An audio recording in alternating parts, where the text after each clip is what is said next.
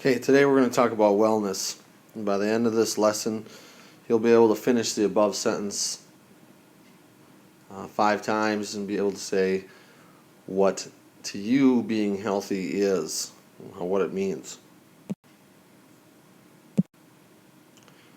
First of all, the definition of wellness is a person's overall health. And people with a wellness point of view understand that all 4 aspects of wellness are important to their health.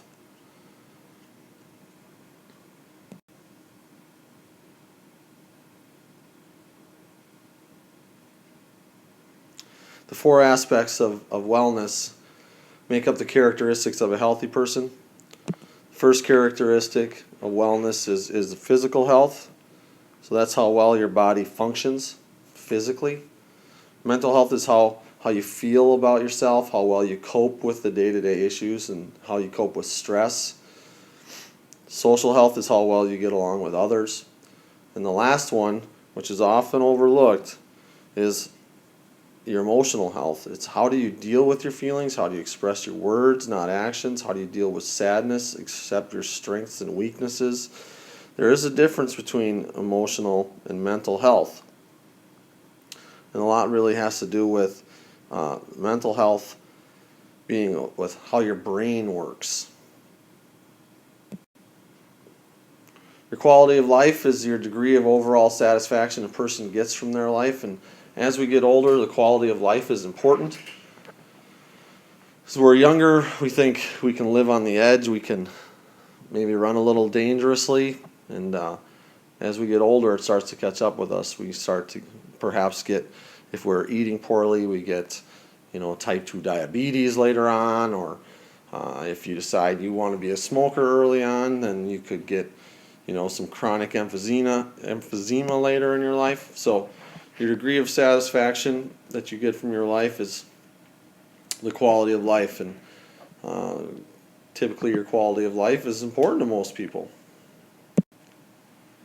The illness-wellness continuum.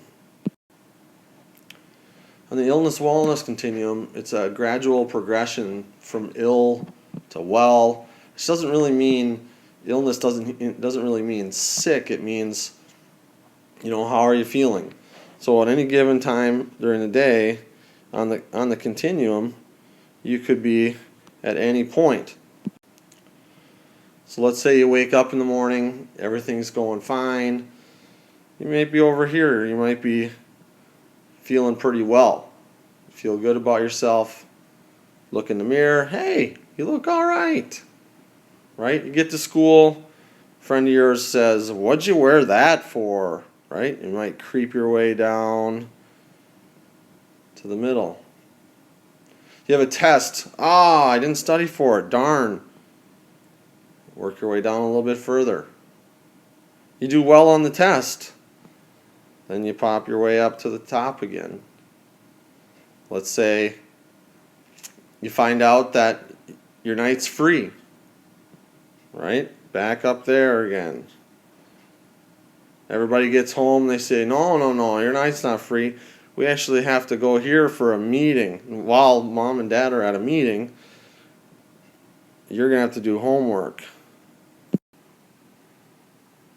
So the point here is that really at any given time of the day, you're going to be moving up and down this continuum. Let's talk a bit about risk factors. A risk factor is any action or condition that increases the likelihood of injury, disease, or other negative outcomes.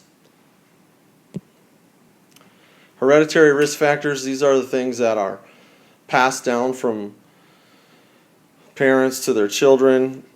These are the things that are really out of the person's control. They're part of your heredity, part of your DNA, part of just who you are, who your family is. When you go to the doctor, they might ask for a health family history, this kind of thing. Environmental risk factors, these are really out of the control of a teenager, but when you get older and you choose where you're going to live, These are things that you might want to consider. Where I live, we have a drinking water issue. We have 3M has dumped a whole bunch of Post-it note chemical into the water table, and 3M has had to pay millions of dollars to clean up our water. So when we were looking to buy our house, we chose at least an area in the community that wasn't labeled a high risk for the water. But what we had to do since then is we've had to put in a really fancy water filtration system to help pull out anything else that's coming in the water. The other thing with tobacco smoke, as a kid you can't choose really the adults in your life and if they're smoking around you or not. So growing up as a kid, when my father smoked, then we oftentimes walked into swim practice smelling like smoke. And I remember one time when my coach said, Walsh, what's the deal?